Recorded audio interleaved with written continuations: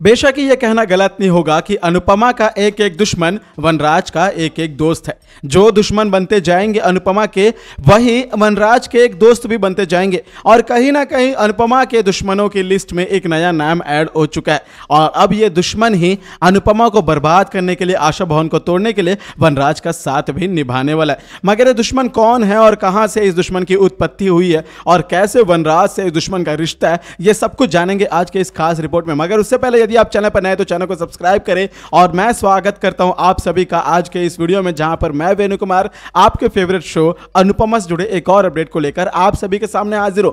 तो दोस्तों चलो शुरू करते हैं इस रिपोर्ट को, जहां पर मैं आपको सबसे पहले बताना चाहूंगा कि आज का एपिसोड में अनुज धीरे धीरे रिकवरी कर रहा है। अनुज को कहीं ना कहीं यह बात समझ आ चुकी है कि आद्या के पास वापस जाना होगा। आद्या को यदि अपना बनाना होगा और आद्या को ढूंढने के लिए जाना होगा तो खुद को रिकवर करना होगा। इसीलिए अनुपमा और अनुज दोनों मिलकर इस काम पर फोकस करने लगे हैं और कहीं ना कहीं अनुज की रिकवरी में अनुपमा का तो बहुत बड़ा रोल रहेगा ही, लेकिन अब मीनू की एंट्री हो चुकी है। जी हां, मीनू चलो ही गलत तरीके से क्यों ना सही जगह पर पहुंच गई है। मीनू पहुंच चुकी है आशा भवन में। हालांकि सागर जाता है मीनू को लेने के लिए नहीं, बल्कि मीनाक्षी जी को लेने के लिए, क्योंकि जो मीनाक्षी जी आने वाली हैं वो आशा भवन को एक बहुत बड़ा डोनेशन देने वाली हैं।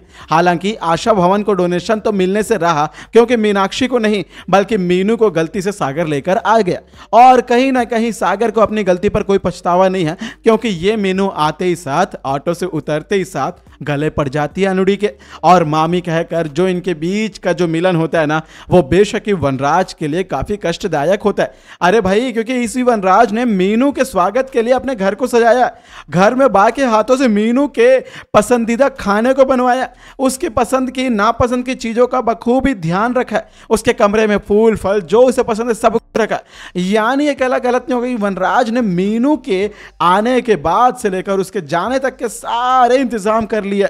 लेकिन ये मीनू तो शाह भवन नहीं आई, या फिर यूं कहें कि ये मीनू तो वनराज से मिलने नहीं आई है, वनराज के रहने नहीं है। ऐसा लगता है कि कान्हा भगवान भी यही चाहते हैं कि ये मीनू ना आशा भवन में अनुपमा के साथ ही रहे, अपनी मामी के साथ रहे, क्योंकि ये बचपन में अनुपमा के पीछे ही तो घूमते रहती थी, उनके पल्लू को पकड़कर आगे पीछे घूमना ही तो था मीनू का सबसे बड़ा काम। और आज जब मीनू बड़ी हो गई, डॉक्टर बन गई है, तो वापस उसे भगवान ने अनुपमा के पास ही भेज दिया और इन दोनों को मिलवा भी दिया। और कहीं ना कहीं ये शो के लिए और अनुज के लिए एक बहुत बड़ा एडवांटेज होने वाला, आने वाले कुछ ही हफ्तों के दौरान मीनू अनुज का इलाज भी करेगी। अपने जो भी एक्सपीरियंस है या फिर यूं कहें कि पढ़ाई के स्किल के बेस पर वो धीरे धीरे अनुज को जरूर रिकवर करेगी, जो कि वनराज कभी नहीं चाहता है। और आप लोग सारे लोग एक बात बहुत गौर भी कर रहे होंगे कि वनराज ना अनुपमा से किसी को भी अपने पास्ट के मेंबर्स को मिलवाना नहीं चाहता, क्योंकि उसे लगता है कि अब वो धीरे धीरे वनराज अनुपमा के सारे रिश्तेदारों को उससे दूर करेगा, अनुपमा को धीरे धीरे तोड़ने की कोशिश करेगा और कहीं ना कहीं अनुपमा को रियलाइज कराना चाहता है कि उसके पास अब उसके परिवार का कोई भी सदस्य नहीं रहेगा। हालांकि यह कहना गलत नहीं होगा कि अब अनुपमा को इस बात का कोई फर्क पड़ता नहीं है कि कोई आए उसकी जिंदगी में या कोई जाए, क्योंकि अनुपमा ने सबके लिए सब कुछ कर दिया। और जब उसकी खुद की बेटी आद्या ने ही उसे ब्लैकमेल, इमोशनल किया था, इमोशनल ब्लैकमेल करके उसके पति, उसके प्यार अनुज को ही दूर कर दिया था, तो फिर भला अनुपमा को किसी और पे क्या खाक ही भरोसा रहेगा, किसी और से कोई और ही लगाव क्यों ना रहेगा। इसलिए अनुपमा को यह बात समझ आ चुकी है कि कुछ भी करके ना रिश्तों में या किसी और उलझनों में नहीं फंसना है। उसे अपने अनुज की वापसी चाहिए थी, उसे अनुज वापस चाहिए था, अनुज उसे मिल गया, कान्हा ने उसे अनुज लौटा दिया है। तो इसीलिए अब अनुपमा की जिंदगी का कोई मकसद नहीं है। अनुपमा की जिंदगी का मकसद है जल्द से जल्द अपने कान्हा यानी अनुज को ठीक करना और अनुज और अनुपमा दोनों मिलकर आद्या को ढूंढना, क्योंकि आद्या ही तो इनकी जिंदगी की इकलौती चिराग है। आद्या के लिए तो उनका बचा कुछ जीवन है और कहीं ना कहीं आद्या को वापस पाने के लिए अनुज और अनुपमा दोनों एक साथ आगे लौटकर जरूर आएंगे। लेकिन एक बहुत बड़ा अपडेट ये भी आने वाला दोस्तों कि जल्द से जल्द ना तपेश आशा भवन के पास आने वाला, यानी अपने शाह भवन को छोड़ देगा। कहीं ना कहीं एक रिपोर्ट ये भी आ रही है मेकर्स का कि आशा भवन के ज्वाइन करने के लिए तपेश सबसे पहले वनराज से दुश्मनी करेगा। हालांकि ये दुश्मनी की जो शुरुआत है वो तपेश नहीं बल्कि वनराज करता है, क्योंकि वनराज कभी ना कभी ये जानता है कि तपेश उसके लायक का या फिर उसके वाइब को मैच नहीं करता है। हालांकि वनराज को सिर्फ वैसे ही लोग चाहिए जो उसकी बातों को एक गुलाम, एक नौकर की तरह सुने। वो चिल्लाए जोर से तो वो डर कर उनके सामने झुक जाए। हालांकि तपेश ऐसा आदमी नहीं है, क्योंकि तपेश इंडिपेंडेंट है। हालांकि उसने बोला था कि घर का जमाई बन के रहूंगा, लेकिन घर का जमाई बनने का ये मतलब तो नहीं कि भाई आप दामाद जी के साथ ही ऐसा बर्ताव करेंगे। चाहिए। यदि आप डिम्पी को अपनी बेटी मानते हैं वनराज, तो बेशक कि आप तपेश के साथ, टीटू के साथ ऐसा बर्ताव तो नहीं कर सकते। आए दिन उसे ताने देना, और जब भी वो अपनी पत्नी को समझाने की कोशिश करता है तो आप बीच में पैसे के रौब झाड़ना, उससे डिम्पी को बहलाना फुसलाना, ये सारी चीज़ें करते। हालांकि आपको लगता है कि ऐसा करके आप डिम्पी को अपने पास रखेंगे तो तपेश भी रहेगा, लेकिन एक वक्त तक ही रहेगा। कहीं ना कहीं तपेश अपने बच्चे से, अपने बीवी से बहुत प्यार करता है, लेकिन इसका यह मतलब नहीं कि वो अपनी सेल्फ रेस्पेक्ट खोकर अपने आप की वैल्यू को ही गिराएगा, वो भी वनराज जैसे आदमियों के सामने।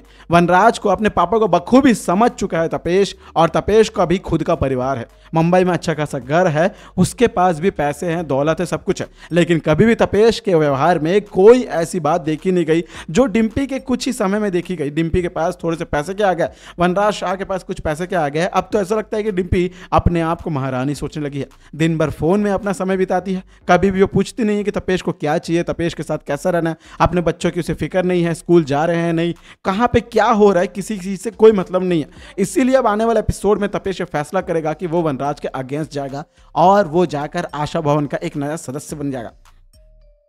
हालांकि एक बहुत बड़ी बात यह भी है कि अनुपमा की मदद करने के लिए तपेश आएगा। जब तपेश को इस बात का पता चलेगा कि वनराज आशा भवन को तोड़ने जा रहा है, आशा भवन को तोड़कर वहां पे वो एक नई बिल्डिंग बनाने वाला है, ताकि वो उसे थोड़े मोड़े और बड़े बड़े बिल्डरों से कॉन्ट्रैक्ट मिल जाए, जिसके लिए उसने आशा भवन को टारगेट किया। हालांकि आशा भवन को तोड़ना वनराज के लिए काफ़ी आसान होगा, क्योंकि बगल में ही उसका घर है, और यहाँ पे अनुज को साइको घोषित करके उनके 2-4 केसेस को दिखा के हाईलाइट करके उसे तोड़ने के लिए वनराज कुछ नई पहल करेगा। और ये बात जब तपेश को पता चल गई है तो तपेश सबसे पहले आएगा अनुपमा के पास और उन्हें बताएगा। और तब जैसे ही पता चलेगा कि ये इस घर में रहने के लायक नहीं है, क्योंकि इनको तो अपने परिवार के लोगों को तोड़ना आता है, अरे डिम्पी को बदल दिया इन्होंने, ये सब कुछ फलाना ढिमकाना, बहुत सारी बातें होंगी, जिसके चलते हुए ना अब तपेश अपने इस घर में आ जाएगा, नए घर में। बात हो रही है आशा भवन में।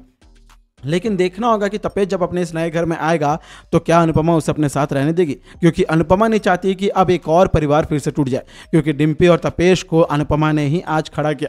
जहां भी उनकी ज़िंदगी जा रही है, जैसे भी आज ये लोग मौजूद है, खड़े हुए ना, तो सिर्फ और सिर्फ अनुपमा की वजह से। ऐसे में अनुपमा क्या फिर से अपने लिए, या फिर यूँ कहें कि इसे ये सब कुछ देख कर तपेश को घर तोड़ने देगी?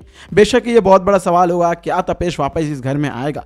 और क्या लगता है आपको आने वाले एपिसोड में और क्या क्या हो सकता है वनराज और अनुपमा के बीच में? आशा भवन और शाह भवन के इस बीच की लड़ाई में कौन पिसने वाला है और कैसे अनुज अनुपमा का साथ देता है, ये सारे चीज़ों को देखने के लिए हम बहुत एक्साइटेड है। आप कितने एक्साइटेड है कमेंट के जरिए जरूर बताइएगा। और हाँ दोस्तों, ये थी आपके फेवरेट शो अनुपमा जुड़ी एक बहुत बड़ी खास रिपोर्ट। मैं आशा करता हूँ वीडियो आपको अच्छी लगी। यदि अच्छी लगी तो बेशक वीडियो को लाइक करें, चैनल को सब्सक्राइब करें और सपोर्ट करें हमें।